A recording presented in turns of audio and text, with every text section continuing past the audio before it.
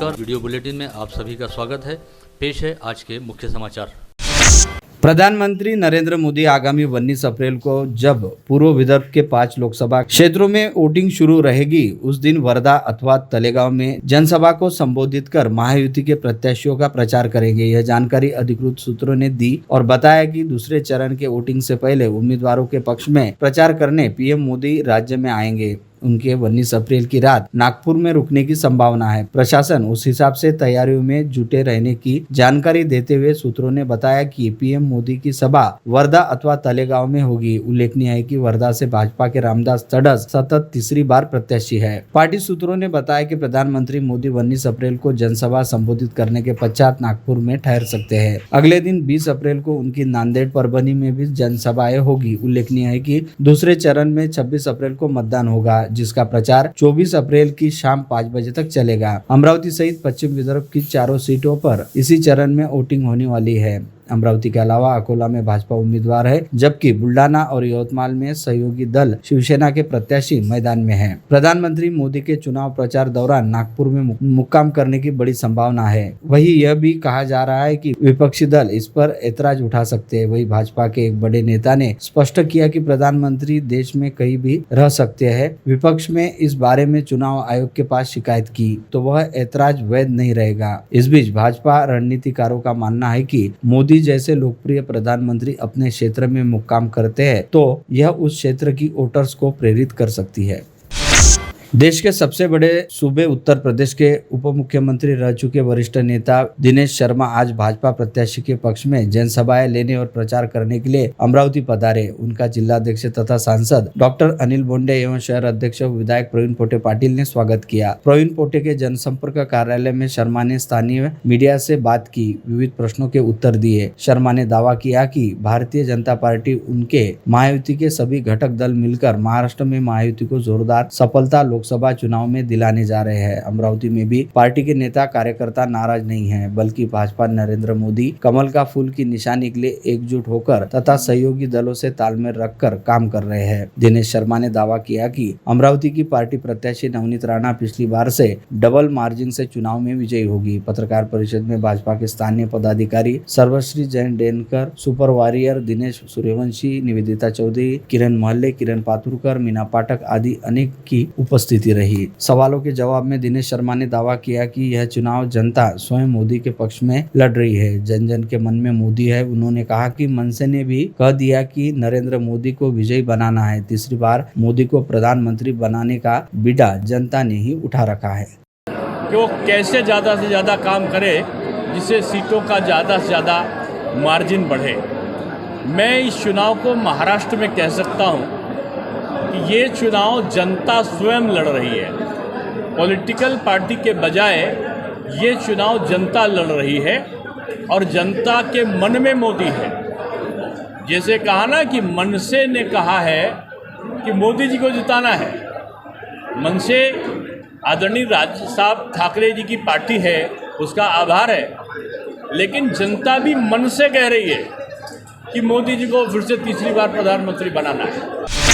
लोकसभा चुनाव का बंदोबस्त का जायजा लेने प्रदेश की पुलिस महासंचालक रश्मि शुक्ला कल अमरावती पधार रही है। वे सुबह अमरावती ट्रेन से पहुंच जाएगी। उपरांत तुरंत उनकी जायजा बैठकों का दौर शुरू होगा। इन बैठकों में 5 जिलों के पुलिस अधीक्षक और अन्य आला अधिकारियों के साथ अमरावती परिक्षेत्र के एसआईजी आरएम पोकले, सीपी नवीन चंद्र रेड्डी, एसीपी, डीसीपी भी मौजूद रहेंगे। लोकसभा चुनाव में लगभग 7,000 अधिकारी और कर्मचारी वोटिंग के लिए मुस्तैद किए जा रहे हैं, किंतु उनका भी मतदान सुनिश्चित करने उन्हें उनके केंद्र पर वोटिंग करने की सुविधा चुनाव आयोग प्रदान करने जा रहा है। अमरावती के सहायक चुनाव अधिकारी शिवाजीराव शिंदे ने बताया कि ईडीसी के माध्यम से बूथ पर तैनात अधिकारी या कर्मी मतदान कर सकेंगे। सभी के लिए यह सुविधा देने का प्रयास है। प्रशासन ने लोकसभा में कम से कम 75% मतदान का लक्ष्य हासिल करने का फैसला किया। मतदान जागरूकता के साथ अधिक से अधिक नागरिकों को मतदान के लिए प्रेरित करने हेतु ग्राम स्तर पर प्रयास जारी है। इस बीच इस पहल के तहत हर मतदाता तक वोटर स्लिप पहुंचाने के निर्देश दिए हैं। जिलाधिकारी एवं जिला चुनाव अधिकारी सौरभ कटियार ने जिलाधिकारी के राजस्व भवन में चुनाव कार्य के साथ साथ मतदान केंद्रों की समीक्षा की। बैठक में अपर जिलाधिकारी, आरडीसी और अन्य विभागों के आला अफसर उपस्थित थे। उसी प्रकार सहायक चुनाव अधिकारी शिवाजीराव शिंदे, विवेक जाधव भी मौजूद थे। अमरावती लोकसभा निर्वाचन क्षेत्र में 1104 मतदाताओं ने गृह मतदान का अधिकार आजमाया। लोकतंत्र के लिए हर मतदाता का वोट महत्वपूर्ण है। कोई भी मतदान से वंचित न रहे, इसके लिए भारत चुनाव आयोग ने इस साल पहली बार 85+ आयु के मतदाता और दिव्यांग मतदाताओं के लिए घर पहुंचकर मतदान की सुविधा उपलब्ध कराई। दिव्यांग और बुजुर्गों ने बैलेट पेपर द्वारा गोपनीयता रखकर उत्स्फूर्त रूप से मतदान का अधिकार आजमाया। लोकसभा आम चुनाव 2024 के तहत अमरावती लोकसभा निर्वाचन क्षेत्र के मतदान केंद्र की सुविधाओं का निरीक्षण आज जिलाधिकारी सौरभ कटियार ने किया तथा चांदूर रेलवे के सुरक्षा कक्ष को भेंट देकर जांच भी की। वहां पर आयोजित दूसरे प्रशिक्षण केंद्र में उपस्थित रहकर मार्गदर्शन किया। मतदान प्रक्रिया के लिए कर्तव्य पर नियुक्त अधिकारी व कर्मचारियों ने मतदान की प्रक्रिया पारदर्शिता और सफलता पूर्वक निपटाने के लिए निर्देश अधिकारी को दिए। हा 11 बूथ आहे ना, 11 पार्टीज राहणार आहे ना तुमची, 11 पार्टीची पूर्ण जबाबदारी सेक्टर ऑफिसरची असतात। म्हणजे जरी त्यांनी काही चुका केली तर चुकासुद्धा काही अडचण आली त्यांना तसं कैसे मदत करायची आहे, त्यांना चुका कैसे दुरुस्त करायची आहे, सगळी जबाबदारी तुमची असते। ठीक आहे, तुम्ही हँड होल्डिंग करत आहे सेक्टर ऑफिसर, सर्वात महत्त्वाचा घटक असतो। और आज तो सर्वात आवश्यक आहे की सर्वांना आता माहिती झाली की कैसे कनेक्ट करायचं आहे, ॲटलिस्ट मशीन कैसे कनेक्ट करायची आहे। काही एरर आली तो काही त्याचा काय अर्थ आहे, जोडल्यानंतर काही जर एरर आली तर आगामी लोकसभा चुनाव 2024 में अमरावती संसदीय क्षेत्र से चुनाव मैदान में खड़े उम्मीदवारों में मुस्लिम समाज द्वारा सभी की राय जानकर उम्मीदवार को समर्थन देने के लिए इंडियन यूनियन मुस्लिम लीग और समाजवादी पार्टी के संयुक्त तत्वाधान में धर्मकांटा के पास शालीमार लॉन में बुलाई गई चिंतन बैठक में कोर कमेटी गठित कर आगे निर्णय लेने का फैसला लिया गया है।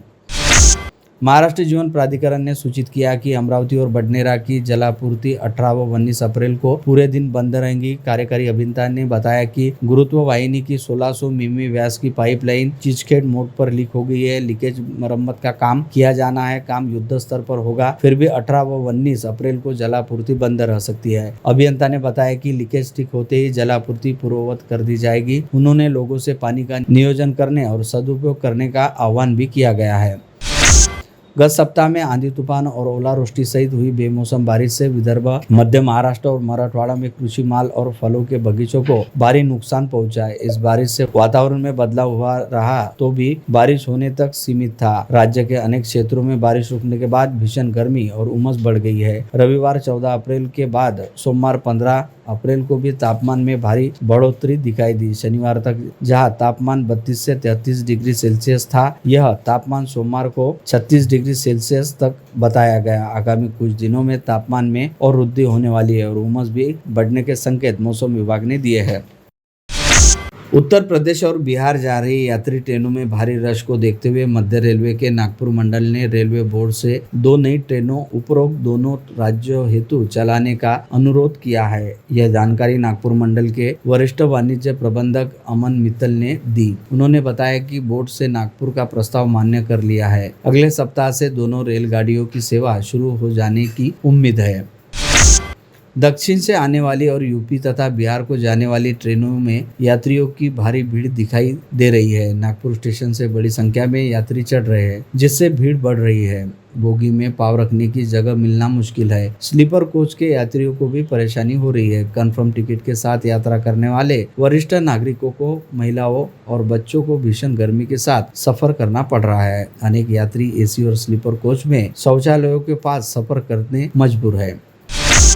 विश्व हिंदू परिषद बजरंग दल अमरावती महानगर द्वारा परसों 17 अप्रैल को आयोजित श्री राम नवमी में निश्चित ही इस बार भक्तों का उत्साह दोगुना कई गुना होगा। अनेकानेक सजीव तथा सामाजिक संदेश देती झांकियों के साथ धूमधाम गाजे बाजे से बालाजी प्लॉट सीताराम दास बाबा मंदिर प्रांगण से शोभा यात्रा प्रारंभ होगी। यह जानकारी आज दोपहर आयोजित पत्रकार परिषद में शोभा यात्रा समिति के अध्यक्ष प्रसिद्ध उद्यमी रोहित देशमुख ने दी। उनके साथ समिति के पदाधिकारी और विहिप एवं वैष्णव बजरंग दल के पदाधिकारी व कार्यकर्ता उत्साह से उपस्थित थे। उन्होंने बताया कि शोभा यात्रा को भव्य दिव्य बनाने गत महीने भर से तैयारियां अंतिम चरण में है। इस बार जुलूस का आकर्षण 15 फीट की रामलला की मूर्ति रहेगी। यह अयोध्या में गत 22 जनवरी को स्थापित मूर्ति समान है।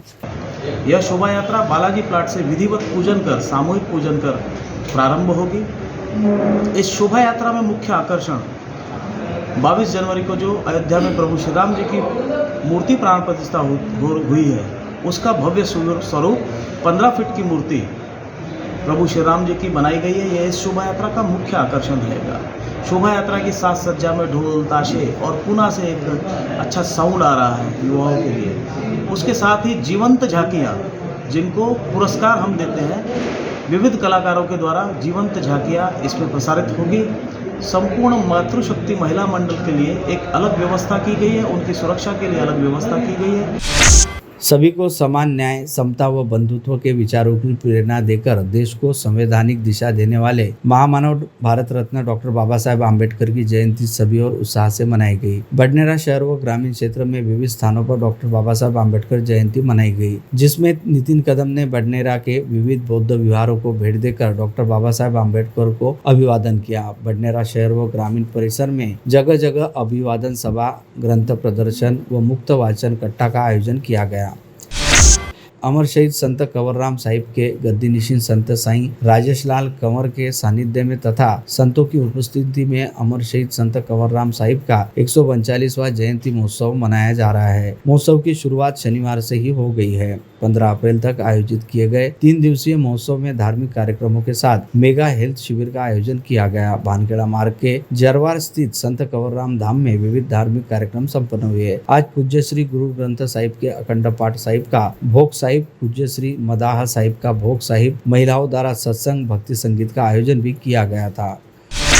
भानखेड़ा मार्ग पर स्थित कंवरधाम धाम जरवार में अमर शहीद संत कंवरराम साहिब इनके 139वें जन्मोत्सव निमित्त आयोजित मेगा हेल्थ चेकअप कैंप को भारी प्रतिसाद मिला। हेल्थ कैंप का शहर के अनेक मरीजों ने लाभ उठाया। शिविर में हजारों भाविकों ने यहाँ अपनी उपस्थिति दर्ज कराकर स्वास्थ्य जांच करवाई। इस मेगा हेल्थ चेकअप कैंप में 55 से अधिक तज्ञ डॉक्टरों की टीम ने सेवा दी। कंवरराम धाम जरवार तक पहुँचने के लिए आयोजकों को 3 दिन तक निःशुल्क बस सेवा रखी थी।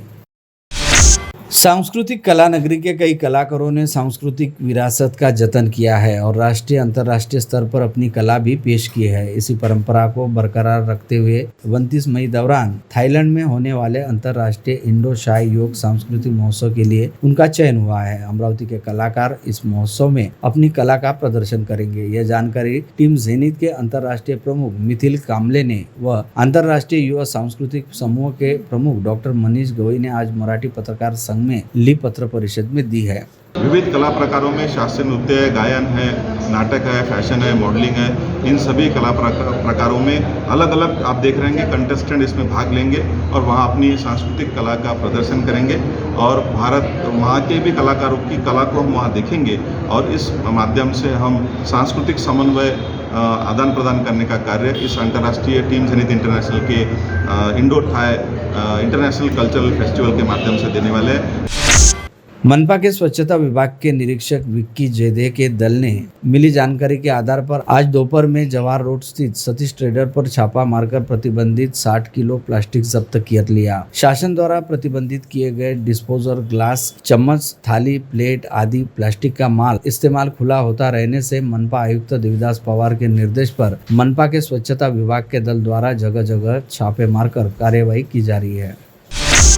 अमरावती जिले के अंजनगांव सुरजी कस्बे में सोमवार दोपहर एक घर में गैस सिलेंडर फटने से 4 बच्चों समेत 9 लोग गंभीर रूप से घायल हो गए। अंजनगांव सुरजी के बुधवारा इलाके में रहने वाले गौड़ के घर में जैसे ही नए सिलेंडर से गैस लीक होने लगी, सिलेंडर में आग लग गई और विस्फोट हो गया। यह विस्फोट इतना भयानक था कि 4 बच्चों सहित 9 लोग गंभीर रूप से घायल हो गए। घायलों में भारती शिवा गौड़, गंगाराम रामलाल गौड़, उमा लखन गौड़, निकिता अक्षय गौड़, ममता संतोष गौड़, हंसिका संतोष गौड़, हंसी मनीष गौड़, अक्षय गौड़, पीयूष अक्षय गौड़ घायल हो गए हैं। सभी घायलों को तुरंत अंजनगांव सुरजी के उप जिला अस्पताल में भर्ती कराया गया।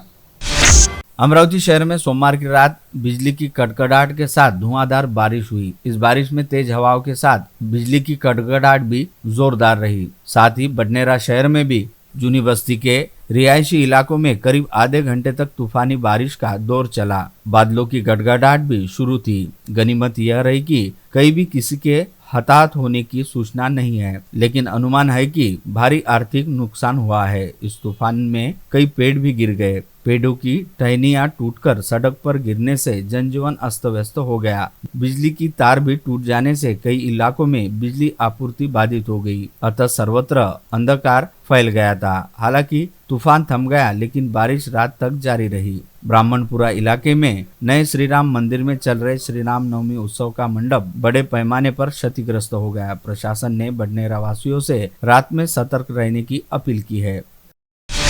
शराब के लिए 200 रुपए नहीं देने की बात पर रविवार देर रात 1 बजे वेंकैयापुरा में 2 आरोपियों ने युवक से झगड़ा किया और उसके पेट में चाकू खुपस कर मार डालने की कोशिश की। फ्रेजरपुरा पुलिस ने तत्काल कार्रवाई कर 2 आरोपी आशीष चरणदास गजबे और आकाश गजबे को हत्या के प्रयास के तहत हिरासत में लिया। इस क्षेत्र में शराबी देर रात तक विचरते हैं। उसी प्रकार उनके आपस में झगड़े टंटे भी होते रहते। इस बीच लहूलुहान दशा में घायल फिरियादी अविनाश काकड़े को पुलिस और वहां मौजूद लोगों ने निजी अस्पताल में दाखिल किया गया। लोकसभा चुनाव शांतिपूर्ण ढंग से संपन्न कराने प्रशासन के साथ पुलिस का भी भरकस प्रयत्न चल रहा है। इसी कड़ी में अनेक गुंडे बदमाशों पर प्रतिबंधात्मक कार्यवाही के साथ उन पर एक्शन लिया जा रहा है। अब शहर पुलिस ने 3 कुख्यात गिरोह के लगभग 100 गुंडों की फोटो युक्त यादी तैयार की है। उन पर कड़ी नजर रखने अधीनस्थों को पुलिस आयुक्त ने निर्देश देने की जानकारी अमरावती मंडल को प्राप्त हुई है। निजी ट्रैवल्स बसों के आगमन और छूटने के स्टॉप वेलकम पॉइंट के पिछले दिनों अतिक्रमण हटवाने में हाथ होने का कथित आरोप कर आज सवेरे 7 बजे सुबह ही सैर कर रहे ट्रैवल्स एजेंट पर 4 आरोपियों ने कातिलाना हमला किया। गंभीर घायल ट्रैवल एजेंट मोहन विश्वकर्मा को निजी अस्पताल में भर्ती किया गया। पुलिस के आईसीयू ने तत्काल कार्यवाही कर कैवल्य कॉलोनी से एक आरोपी सोनिया चांदुरकर को बंदी बनाया है। अन्य 3 आरोपियों शुक्ला, कृष्णा तथा एक अन्य की तलाश शुरू रहने की जानकारी पुलिस ने दी है। दूसरे के प्लॉट को अपना बताकर असली की बजाय दूसरी मालकिन को खड़ा कर प्रॉपर्टी ब्रोकर से ही प्लॉट बिक्री में धोखाधड़ी का केस सामने आया है। गाड़गनगर पुलिस ने बडनेरा की नई बस्ती निवासी प्रमोद गोवर्धन सरदार की शिकायत पर महिला सहित 5 लोगों के विरुद्ध फ्रॉड का केस दर्ज किया है। दूसरी ओर पुलिस और जानकारों का कहना है कि जिले में धोखाधड़ी के प्रकरण बढ़ रहे हैं, इसलिए व्यवहार करते समय सावधानी बरती जाए। प्रमोद सरदार की शिकायत पर गाड़गनगर पुलिस ने आरोपी स्वप्निल साहेबराव मोहल्ले, अमोल राउत, बाबूराव दादाराव लड़के, विलास देवीदास मेश्राम और एक महिला, ऐसे 5 व्यक्तियों पर 16,56,000 रुपए की धोखाधड़ी का केस दर्ज किया है। इस मामले में आरोपी महिला बुल्डाना की रहने वाली बताई जा रही है। गांजा तस्कर ने उसे दबोचने आए पुलिस दल के सिपाही पर चाकू से हमला किया, भागने की कोशिश की। उसका प्रयत्न धरा रह गया। पुलिस की अपराध शाखा ने आरोपी मुफ्तार और मुस्तफा खां मंजूर खां इसको गिरफ्तार किया। आरोपी से 2 किलो 100 ग्राम गांजे की खेप जब्त की गई। हमले में घायल पुलिस कर्मचारी का नाम स्वप्निल तंवर है। यह घटना रविवार को अचलपुर चांदूर बाजार मार्ग पर घटित हुई। तिवसा तहसील में कुर्राह में पुत्री से मिलकर गांव लौट रहे वृद्ध की रेलवे संपार पर ट्रेन की टक्कर से मृत्यु हो गई। रेलवे फाटक पर मौजूद लोगों के चीखने चिल्लाने से उनकी पत्नी बाल बाल बची। मृत व्यक्ति का नाम किशन रामचंद्र कावड़े है। यह घटना शनिवार को हुई। भूमिहीन खेतर मजदूर दंपति ने आर्नी तहसील के गांव में बटाई से खेत लिया, खेतीबाड़ी का प्रयत्न किया। लगातार प्रयत्न के बावजूद फसल चौपट होने से कर्ज बढ़ता गया, जिससे निराशा में किसान दंपति किशोर नाटकर और वनिता नाटकर ने कुएं में कूदकर जान दे दी। रविवार दोपहर 12 बजे यह घटना उजागर होते ही आर्नी तहसील के डेहनी ग्राम में कोहराम मचा। नाटकर दंपति एक पुत्र व 2 पुत्री को छोड़कर चला गया।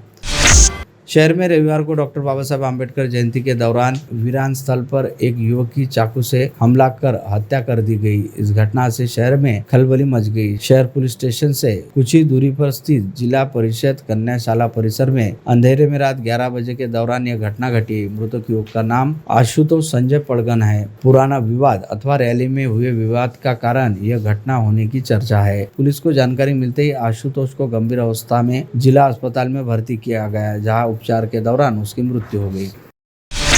अमरावती संभाग के यवतमाल जिले में आने वाले कौठा बाजार में एक परिवार की महिला निर्माल्य विसर्जित करने के लिए पैनगंगा नदी पर पहुंची। वहां एक बालिका का संतुलन बिगड़ गया। उसे बाहर निकालने के प्रयास में उसकी बहन और महिला पानी में गिर गई। शनिवार की शाम 5 बजे के दौरान घटित इस घटना में तीनों की मृत्यु हो गई। मृतकों के नाम प्रतीक्षा प्रवीण चौधरी, अक्षरा नीलेश चौधरी और आराध्या नीलेश चौधरी है। नदी के तट पर आराध्या का संतुलन बिगड़ गया और वह गिर गई। उसे बाहर निकालने के लिए उसकी बहन अक्षरा, चाची प्रतीक्षा दौड़ी। इस चक्कर में तीनों की डूबकर मृत्यु हो गई।